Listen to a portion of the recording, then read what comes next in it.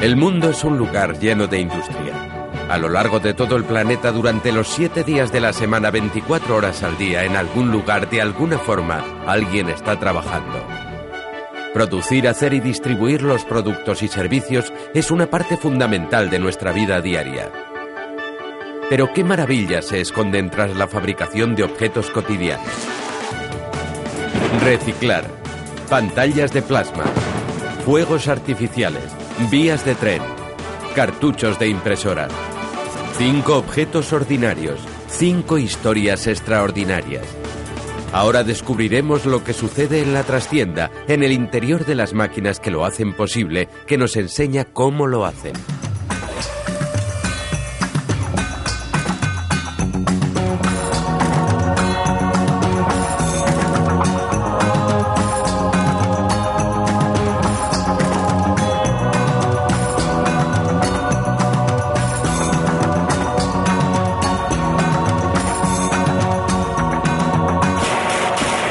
¿Cómo lo hacen?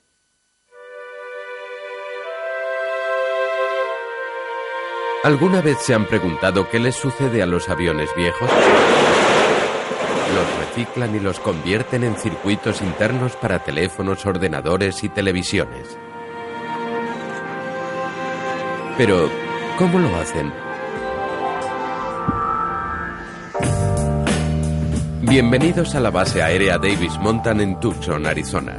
La Davis Monthan es un cementerio de aviones de las Fuerzas Aéreas de los Estados Unidos.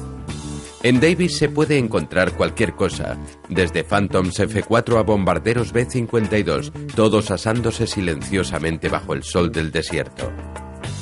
Este es el lugar a donde vienen a morir los viejos aviones.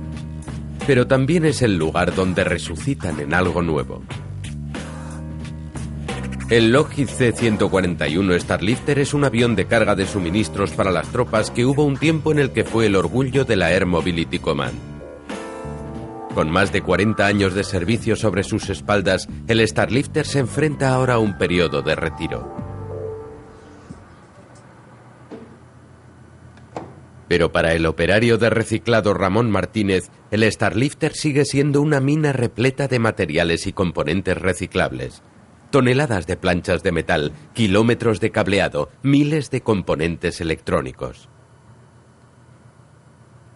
Martínez ya ha sacado la mayor parte del interior de la nave. Lo único que queda es el armazón. Si se mantiene en una sola pieza es demasiado grande para el depósito de chatarra, pero Martínez está a punto de arreglar ese problema. Una inmensa excavadora cobra vida. Martínez lleva los mandos. Las máquinas como esta se utilizan habitualmente en la construcción, pero hoy se ha convertido en una asesina de aviones. Como si fuera una bestia voraz, la máquina avanza hacia el Starlifter. Lo que sigue a continuación no es apto para asustadizos. En primer lugar, Martínez rompe la góndola donde están los reactores. Después rompe las alas una a una.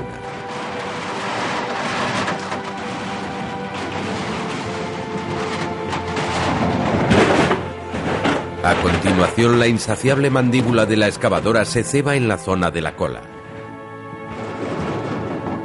Y finalmente llega el golpe de gracia.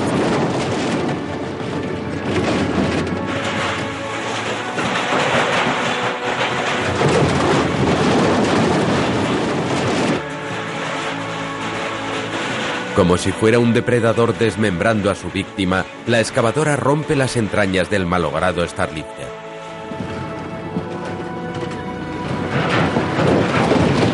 No es agradable. Para algunos puede incluso ser horrible, pero es efectivo.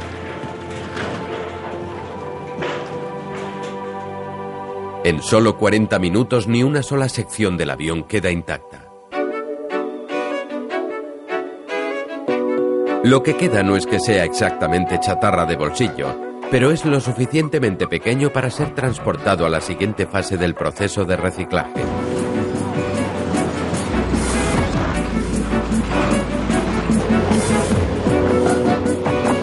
Aún kilómetro de distancia, el Starlifter será sometido a una destrucción todavía mayor.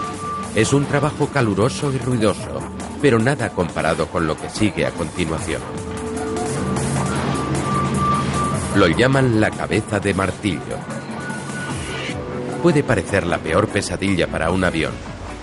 Sin embargo, es el alma y el corazón del proceso de reciclado.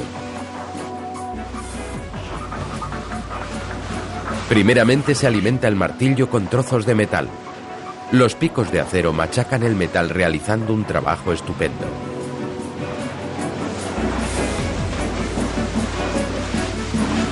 Esto es lo que queda. Miles de pequeñas piezas que desfilan en una cinta. Pero ahora llega la parte complicada. Aquí hay todo tipo de materiales. Acero, aluminio, incluso plástico. Hay que clasificarlo de algún modo y así es como lo hacen. Al final de la cinta transportadora, un potente imán literalmente succiona el hierro y el acero hasta depositarlo en un recipiente aparte, dejando pasar el aluminio y el plástico que caen directamente en otra cinta transportadora. Finalmente se realiza una clasificación manual para separar las piezas de plástico y los elementos indeseados. El proceso de reciclado está casi terminado. Es difícil creer que hace solo 2 horas esto era un avión gigante abandonado y repleto de materiales excedentes. Ahora este metal será enviado para formar parte de teléfonos, ordenadores, televisiones y una docena de productos que se producen en toda América. Vivimos en una era ávida de información. Y una de las formas mediáticas más populares es la televisión. Pero se ha producido una revolución que ha cambiado todo el concepto de la televisión. No lo que ponen, sino lo que hay en su interior. Bienvenidos al mundo de las pantallas de plasma. Las pantallas de plasma se rellenan con gases que les permiten ser extraplanas. Construirlas significa combinar una de las fuerzas cósmicas fundamentales. La aurora boreal brilla en la parte más alta de la atmósfera terrestre. Los rayos cubren el cielo con temperaturas más elevadas que la superficie del Sol. Todos los principios que se esconden tras este fenómeno natural se combinan para producir las pantallas de plasma ultraplanas. La pregunta es, ¿cómo lo hacen? En Mizuyaki, al sur de Japón, es un día lluvioso. En esta fábrica, Hitachi hace más de 500.000 de pantallas de plasma al año.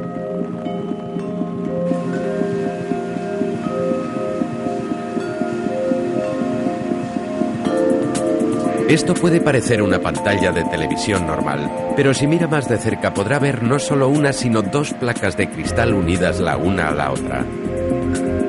Lo que sucede entre estas 2 placas de cristal es el secreto de la producción de las pantallas de plasma extraplanas.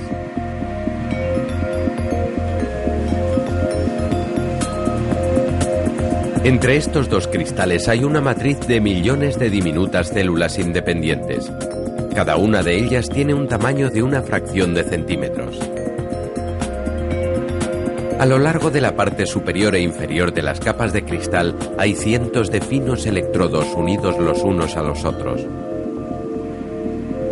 Su función es la de crear un entorno eléctrico que cargue una mezcla de gases inertes y que muy pronto rellenarán esas células. Los gases se llaman neón y xenón. Una vez que se han cargado con electricidad, crean el plasma. Puede que usted pensara que había solo 3 estados de materia, el líquido, el sólido y el gaseoso. El plasma es el 4. Hace visible cualquier materia que haya en nuestro universo. Añadiendo electricidad a ciertos gases, se crea el plasma, y el plasma crea la luz. ¿Cómo se puede reproducir la aurora boreal en una pantalla de televisión? En primer lugar, se rellenan con neón y con xenón.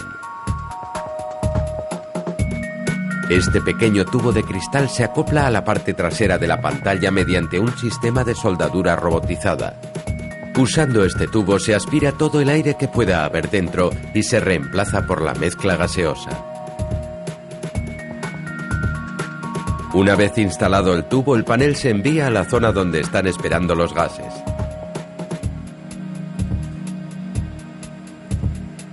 ...16 paneles entran al mismo tiempo en esta cámara alargada. Aquí los gases neón y xenón se inyectan en las células. Este es el primer paso para crear el plasma.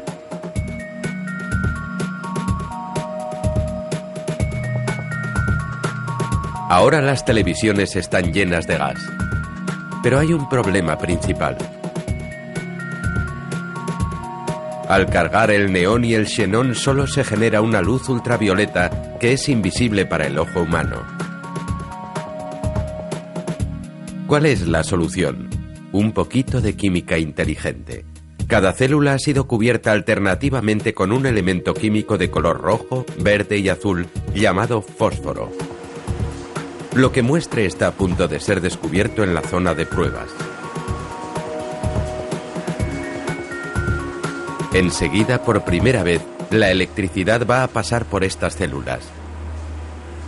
La ciencia y la ingeniería han estado esperando este momento. Este técnico está creando una tormenta eléctrica ante nuestros ojos. Ha nacido el plasma. Cada vez que se conectan estas pantallas, la corriente eléctrica cargará los electrodos para crear el plasma. Cuando una reacción química sucede en el interior de nuestro televisor, queremos asegurarnos de que es fiable. Ahora lo llevan a la sala de envejecimiento. Aquí se conectan cientos de pantallas y se dejan así durante horas para cerciorarse de que los gases y la tecnología son estables. La pantalla de plasma está terminada. Pero todavía no es una televisión. No hay mandos, ni receptores, ni antenas. La televisión de plasma todavía tiene que recorrer un largo camino.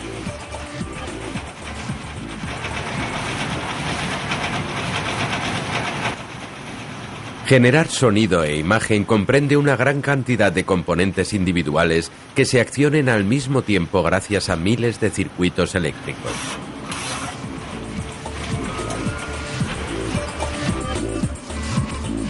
Las máquinas de inyección plástica de alta presión producen los diferentes frontales para los diversos modelos que se fabrican aquí. Después, todo se une en una cadena de producción.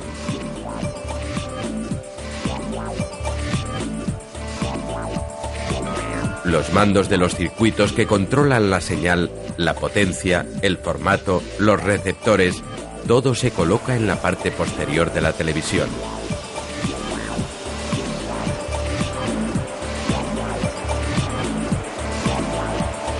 Pero en este momento la televisión tiene muy poco contraste en la señal y proyecta una luz lechosa y grisácea. Para incrementar el contraste se le añade una pantalla más.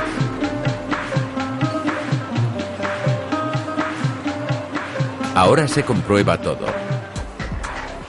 Las barras de color para asegurarse que la televisión está produciendo los colores adecuados, los blancos y los negros en lugar de grises. Pruebas de imagen, formatos y funciones, todo tiene que ser valorado. Estos tipos al menos ven el frontal de una televisión. Dediquémosle un momento a Totashi Matuono. Puede parecer que es el error de un robot. Sin embargo, para los oídos de Totashi, todos estos sonidos delatan la perfección, hasta que, por supuesto, aparece un sonido distinto. Algunas pruebas consisten en un proceso muy técnico. Está escuchando si hay tornillos sueltos. Totashi ve la parte posterior de cientos de televisores cada día, pero él preferiría ver la parte frontal. Me gusta tanto la televisión que me encanta vivir de hacerlas. No tengo una pantalla de plasma, pero mi sueño es tener una.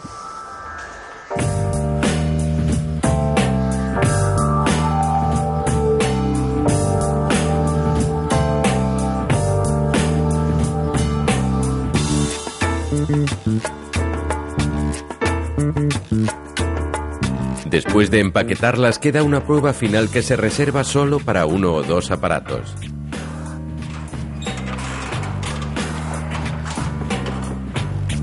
De vez en cuando se saca una de las televisiones de la cadena de producción y se lleva a la cámara de vibración. Un suelo de metal agita la pantalla para asegurarse de que todo está atornillado perfectamente y de que no hay partes sueltas. Cuando abres tu caja con tu televisión, todo debería haber sido agitado, pero no removido.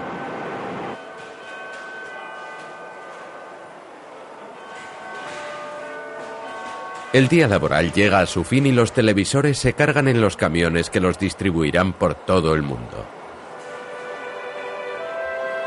Puede que sea el final de su fabricación, pero desde luego no es el final de la historia de los plasmas.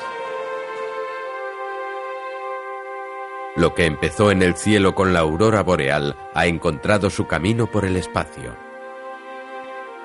El gas de plasma ahora se utiliza para propulsar los cohetes espaciales.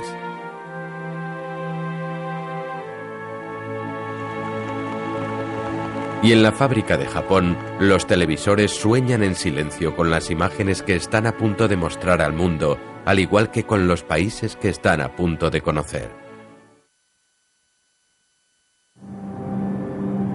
El sol se pone en Nueva York.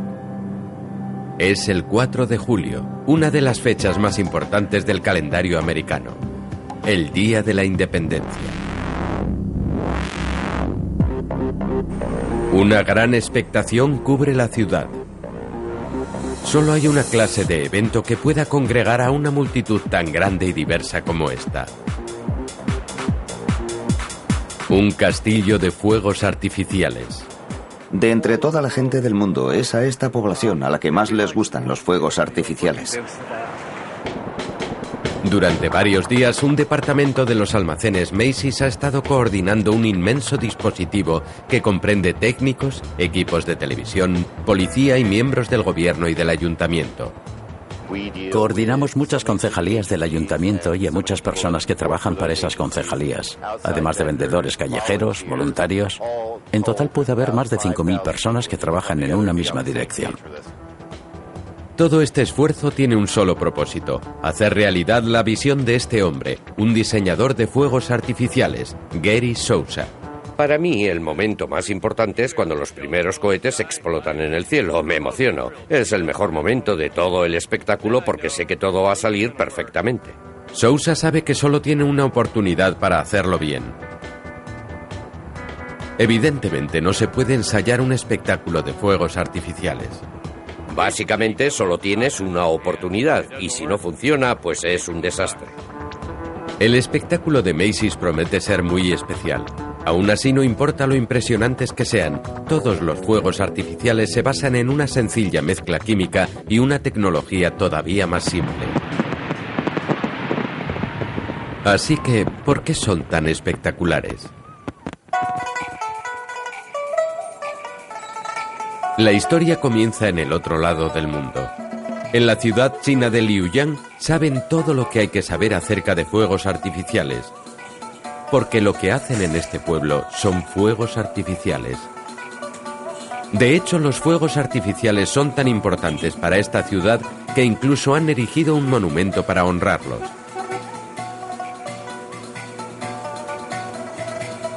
Una de las empresas más importantes es Black Cat. Esta empresa fabrica una amplia selección de cohetes con nombres exóticos y con unos efectos igualmente exóticos. Fabricar fuegos artificiales puede ser muy peligroso. Para minimizar el riesgo, los edificios se construyen en las afueras y los almacenes se ubican en el interior de una colina. Pero hay un riesgo inevitable, y este se encuentra en el ingrediente principal de los fuegos artificiales. Esto es pólvora. Es una mezcla de carbón, azufre y nitrato de potasio. Por separado, cada uno de estos elementos químicos es inofensivo, pero una vez mezclados, son extremadamente volátiles. Los fuegos artificiales están diseñados para que funcionen de noche. Black Cat prueba todos sus productos al abrigo de la oscuridad. La pólvora se descubrió en China hace 2000 años. Si le acercas una cerilla, sucede esto. El nitrato de potasio que hay en la mezcla actúa como un oxidante. Cuando se calienta crea el suficiente oxígeno para hacer que la pólvora se queme. Pero los antiguos chinos descubrieron enseguida que la pólvora tenía una propiedad única. Cuando se confinaba en un espacio cerrado como este tubo, atención. Los pirotécnicos llaman a este efecto la carga explosiva.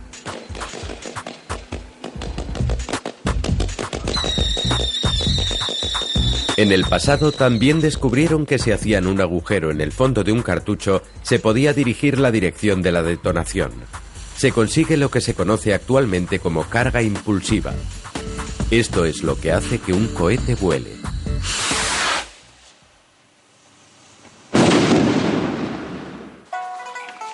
A la luz del día continúa su fabricación. Los cohetes sencillos y los cartuchos que hay aquí parece que están muy lejos de crear los espectaculares efectos que ahora damos por sentado. Las cascadas, los racimos, los anillos, las palmeras. Su secreto reside en un montón de pequeños perdigones llamados perlas. En China hacen perlas con granos de arroz quemados y cubiertos con una mezcla de combustión lenta compuesta por pólvora y cola.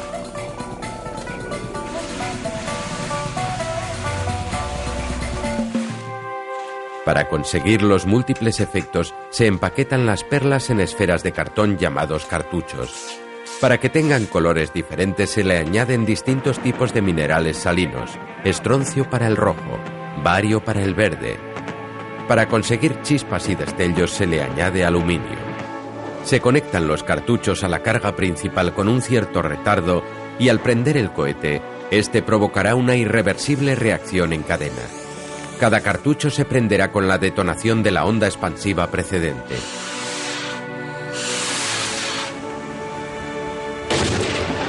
No importa qué complejos sean, todos los fuegos artificiales están basados en un efecto de reacción en cadena.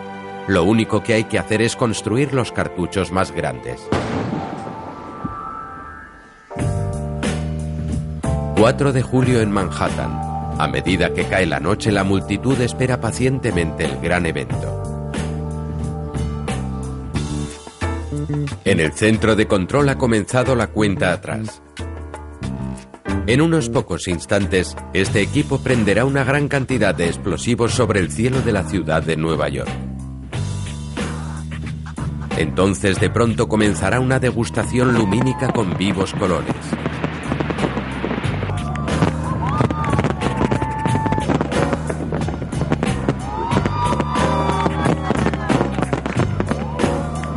Con una media de 1000 cartuchos al minuto, el equipo lanza al cielo 20.000 kilos de explosivos. Es un espectáculo impresionante.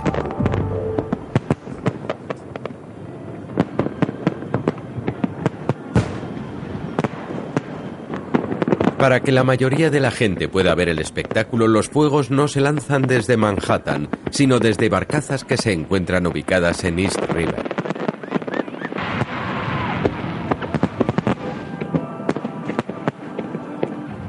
Las barcazas deben mantenerse en una posición muy precisa y deben contrarrestar la corriente del East River. Si se desplazan, podrían acabar lanzando cohetes contra el público. Es una situación terrible que obsesiona al director de operaciones Bob Rutan. Durante el espectáculo estoy en comunicación constante con las barcazas para comunicarles: muy bien, te has acercado 50 metros a la orilla de Manhattan. Tienes que retroceder 50 metros hacia Queens.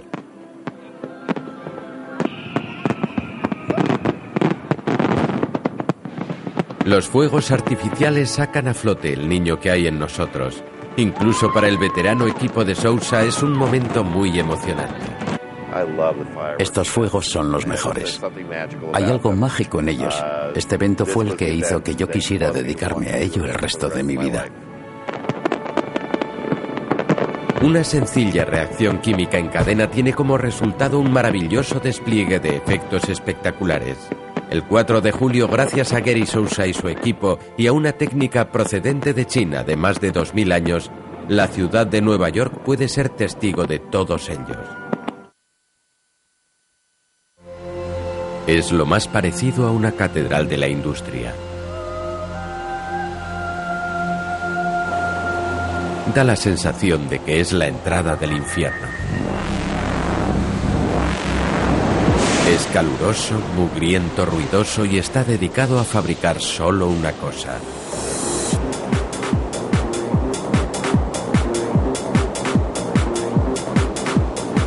raíles de tren. Pero no son raíles corrientes. Estos son los raíles más largos que se hayan hecho jamás. Cada pieza tiene una longitud de 120 metros y están diseñados para proveer a la vía de trenes más rápida de Europa.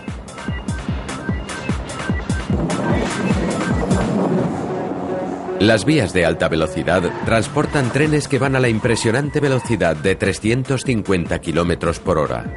Esto es el equivalente a la velocidad que alcanza un coche de Fórmula 1 en plena carrera. Las vías normales no pueden soportar las tensiones que provocan los trenes de alta velocidad. Hay demasiadas juntas soldadas entre las secciones de los raíles, hay demasiados ángulos afilados. Para conseguir que el viaje sea apacible y seguro es necesario poner la menor cantidad de juntas y que las curvas sean muy suaves. Eso significa que hay que hacer secciones de vía que tengan la longitud de un campo de fútbol. Pero, ¿cómo lo hacen?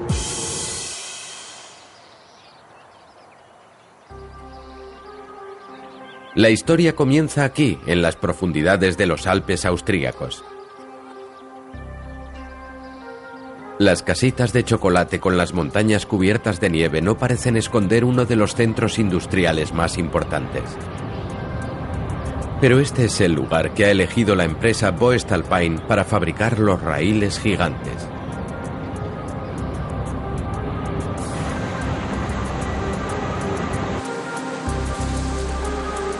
Los raíles comienzan su vida en un horno.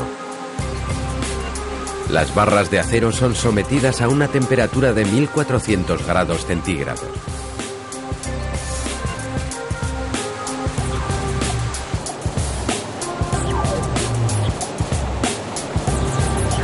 A esta temperatura las impurezas flotan hasta la superficie del metal para que puedan ser eliminadas.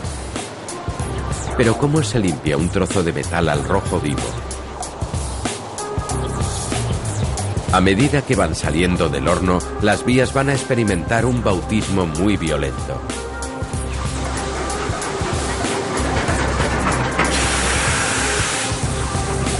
Van a recibir chorros de agua a alta presión. Este proceso se llama desincrustar. El metal está tan caliente que el agua literalmente explota cuando entra en contacto con él. La fuerza explosiva tiene un efecto limpiador sobre la superficie de la barra. Es limpieza al vapor, pero a la máxima potencia.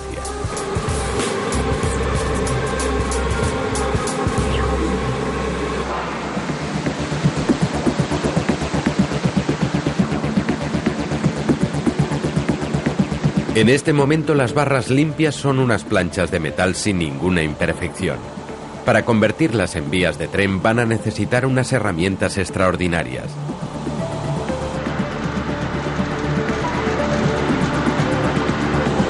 En un taller adyacente se puede observar cómo van cogiendo forma.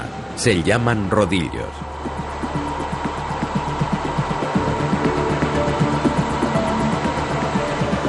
Son unos cilindros de acero gigantes que tienen unas ranuras y que con mucho cuidado van dando forma a la cabeza de la vía y que estiran el metal hasta que tenga una longitud de 120 metros.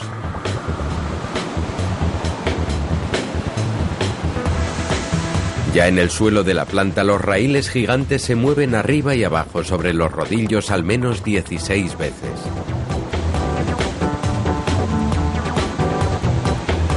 Como cada 5 minutos cae una nueva barra al rojo vivo, el proceso de rodamiento de los raíles es una coreografía muy coordinada. Y aquí es donde se sienta el maestro de ceremonias. Es una cabina de control desde donde se observan las toneladas de metal al rojo vivo. Si se equivoca en la cadencia, acabará teniendo un inmenso montón de barras, toneladas de acero sin forma determinada. Si te equivocas con los raíles, tanto si es cuando avanzan por el sistema o si es cuando retroceden, se puede producir una colisión.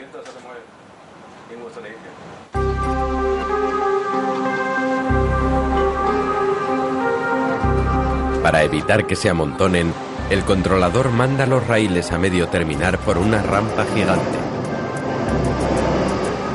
De esa forma se permite a la siguiente remesa entrar en el sistema. Una vez tienen la forma adecuada, los raíles se enfrentan a otra prueba de fuego.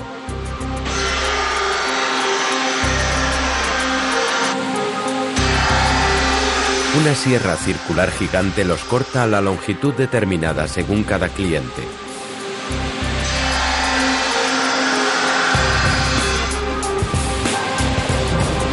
Ahora los raíles tienen la longitud y forma necesaria, pero hay un problema.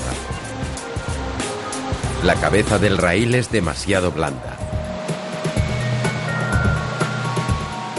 Para enfriarlos, sumergen el raíl en una especie de plástico líquido que se llama polímero y que hace que las moléculas del acero estén más unidas, formando una estructura molecular más densa que si se hubiera enfriado al aire. El propósito de endurecer la cabeza es reducir el contacto entre el raíl y la rueda del tren. La zona de contacto metálico de las ruedas de un tren con la vía es el contacto que hacen con la superficie del raíl, que es una zona muy pequeña, apenas medio centímetro por rueda.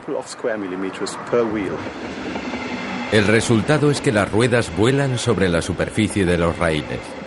Eso significa que hay menos fricción y menos desgaste.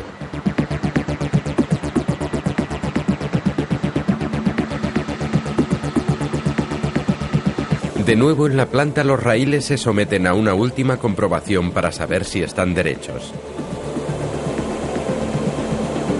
Ahora viene la prueba del ácido. Los raíles son largos, rectos, duros, pero tienen por delante 25 años de un uso brutal. Así que, ¿serán seguros?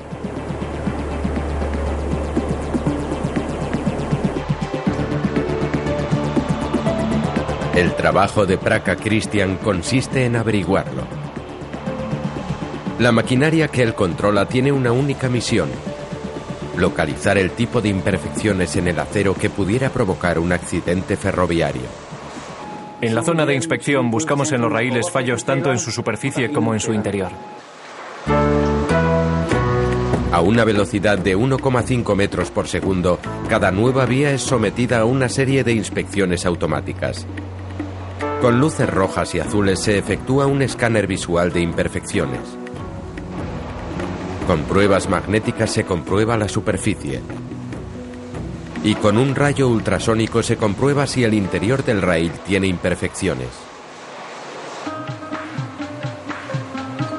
El ordenador ha detectado algo. Una mancha sospechosa donde no debería haber manchas.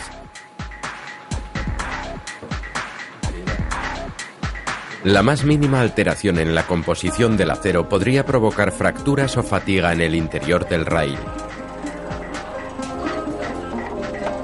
Si aparece cualquier cosa, el raíl es enviado a la zona de inspección visual. La inspección debe ser exhaustiva. Cada arañazo o mancha es examinada en profundidad. Algunas veces resulta ser solo una abrasión de la superficie, pero si no lo es, el raíl es rechazado. La gente de Voestalpine se toma la seguridad muy en serio. La vida de los pasajeros depende de estos raíles y por eso que los inspeccionemos es tan importante.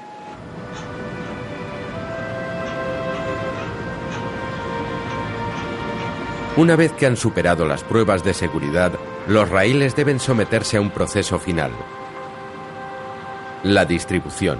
En muchos procesos de fabricación esta es una operación rutinaria.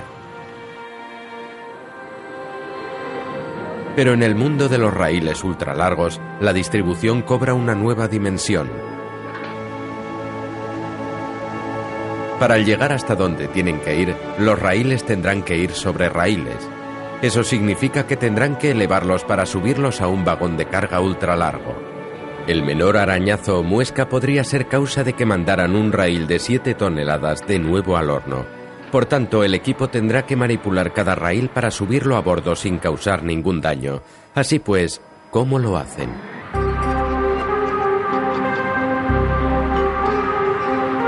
Con la ayuda de unos electroimanes gigantes llamados CATs, estos brazos robotizados levantan las vías con suma delicadeza y los depositan sobre un entramado de abrazaderas metálicas que hay sobre el vagón de tren.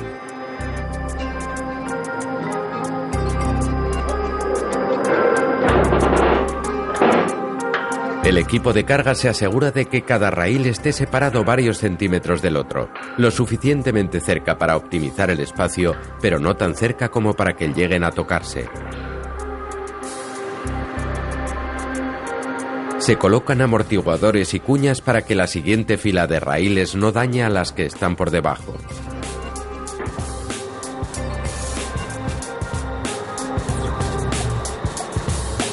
El trabajo se termina sin novedad.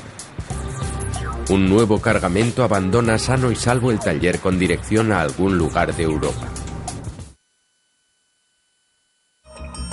Están observando un milagro de la modernidad. Es invisible al ojo humano, pero es tan común que sucede todos los días. Esta es una visión de cerca de una impresora de ordenador proyectando la tinta sobre el papel. Estas gotas ocupan un espacio ínfimo. Los cartuchos de las impresoras expulsan millones de ellas cada segundo en cualquier color, fuente o traza imaginable. Pero, ¿cómo lo hacen?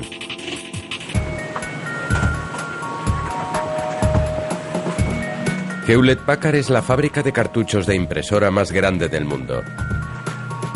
La planta de fabricación se encuentra al sur de la ciudad americana de Portland, en Oregón. Aquí trabajan 800 personas las 24 horas del día para suministrar cartuchos a más de 20 millones de impresoras que hay por todo el mundo. Desmontados, los cartuchos parecen muy sencillos. Tienen 3 componentes principales: la tinta, que se almacena en estos depósitos, la cámara aplicadora y esta pequeña placa que está llena de pequeños agujeritos. En conjunto, como desvela el microscopio, estos 3 componentes producen algo increíble.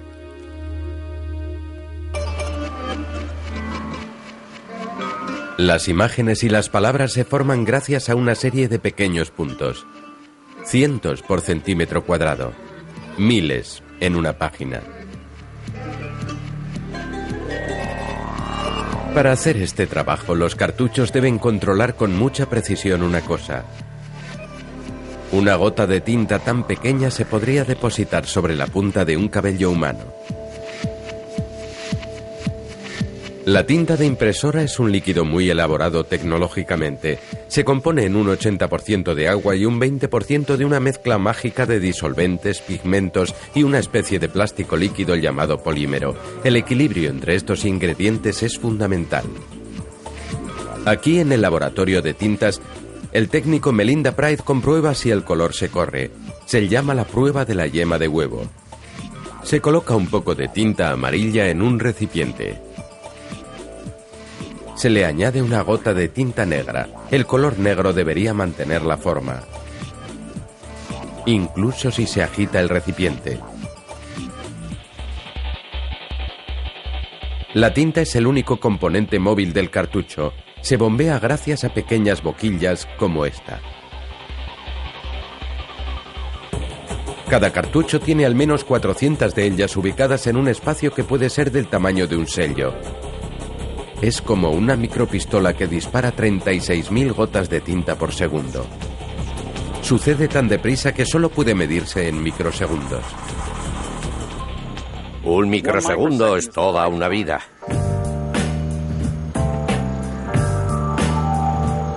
Este es el señor Babel.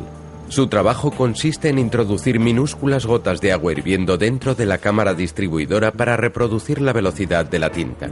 La tinta sale disparada en 2 microsegundos. Para que os hagáis una idea de lo rápido que sucede esto. Cuando yo enciendo esta linterna, un rayo de su luz recorre 300 metros en un microsegundo. Así que si apunto a la ventana, 1 millonésima de segundo después de que yo haya encendido la luz, ese rayo de luz estará a 300 metros de distancia. ¿Qué es lo que hace posible que tenga una capacidad de disparar tan veloz? Están observando un suceso cósmico. Dentro de este cartucho, una resistencia eléctrica dispara descargas de energía tan intensas que son 7 veces más potentes que el Sol. El calor vaporiza la tinta y la empuja a través de las boquillas. Pero tranquilos, la reacción termal es increíblemente breve, solo 2 millonésimas de segundo. Su ordenador está a salvo de derretirse. En esta microescala, la menor partícula de contaminación podría desencadenar la peor de las pesadillas de los ingenieros de cartuchos de impresora: la obstrucción de las boquillas. Aquí en el Centro de Observación de Averías o DBOS, el técnico Jeffrey Langford nos desvela lo que puede hacer al flujo de tinta una minúscula partícula de polvo que se encuentra en la boquilla. Esto no está bien, la tinta está obstruida, el cartucho no puede inyectar la tinta. Por eso la tinta se hace aquí. Lo llaman la habitación limpia, un lugar completamente aislado de la suciedad cotidiana. No hay polvo, no está sucio, no hay tan siquiera una escama de caspa. Es uno de los lugares más limpios del planeta. Esta es una habitación limpia de clase 10, lo que significa que hay 10 partículas en cada pie cúbico de aire. Además de la tinta, en la habitación limpia también se fabrican las placas de las boquillas y las cámaras de aplicación de las que depende el cartucho. Es una operación de microtecnología. Es posible que solo pueda compararse a operaciones del programa espacial. Pero cuando te vistes como un astronauta, ¿cómo diferencias a tus colegas? Para Jeremy Donaldson es todo un problema. Después de pasarte varios años preguntándole a la gente tú eres, acabas por reconocer los detalles físicos de los ojos, la forma del cuerpo e incluso la forma de moverse. De vuelta en la planta principal, llega el momento de cambio de turno, pero los cartuchos deben enfrentarse a un proceso final. Este hombre es un asesino de cartuchos. Su trabajo es conseguir que los cartuchos impriman en el entorno humano más caluroso posible. Esta es una cámara de pruebas climatizada. Si funciona aquí, funcionará en cualquier sitio. Simulamos diferentes condiciones para la impresión. Aquí tenemos 35 grados centígrados y una humedad del 20%. Es un ejemplo de lo que sería imprimir en Phoenix, Arizona.